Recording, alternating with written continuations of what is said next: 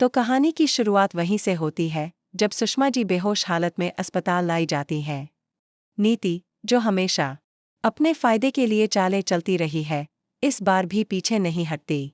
वो अस्पताल में मीडिया को बुला लेती है और सबके सामने ये दावा करती है कि उसकी बेटी निशा ने अपनी जान जोखिम में डालकर सुषमा जी की जान बचाई। पूरे आत्मविश्वास और नकली आंसुओं के साथ नीति यह कहानी बनाकर सबको सुनाती है।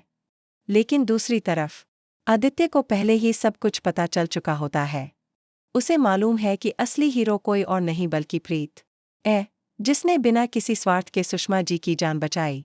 वो देख चुका होता है कि किस तरह प्रीत ने अपनी जान की परवाह किए बिना सुषमा जी को खतरे से बाहर निकाला। अब आदित्य की सोचने की शक्ति चौंक जाती है। आखिर नीति आंटी ऐसा क्यों कर रही है? क्यों अपनी बेटी निशा को हीरो बनाकर पेश कर रही है? और तब उसे समझ में आता है कि यह सब एक बहुत बड़ी चाल है। नीति चाहती है कि उसकी बेटी की इमेज लोगों में हीरो जैसी बने, ताकि वो आदित्य से शादी कर सके और नीति का बिजनेस फायदा में आ जाए। आदित्य को जैसे ही सच्चाई समझ आती है, वह एक पल भी नहीं गंवाता। वह दोबारा मीडिया को बुलाता है और सबके सामने सच्चाई का पर्दाफाश करता है। इस बार वह खुद प्रीत को मीडिया के सामने लाता है और बोलता है, सच ये है कि मेरी दादी सुषमा जी की जान बचाने वाली कोई और नहीं बल्कि प्रीत है। पूरी मीडिया शांत हो जाती है। कैमरे प्रीत की ओर घूम जाते हैं और नीति के चेहरे का रंग उड़ जाता है। उसे अंदाजा भी नहीं होता कि आदित्य इतनी जल्दी उसका प्लान फेल कर देगा।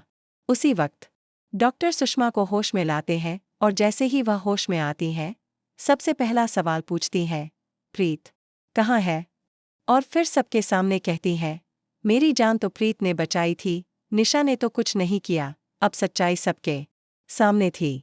नीति और उसकी बेटी की पोल खुल चुकी थी। आदित्य पूरी तरह प्रीत के साथ खड़ा हो जाता है।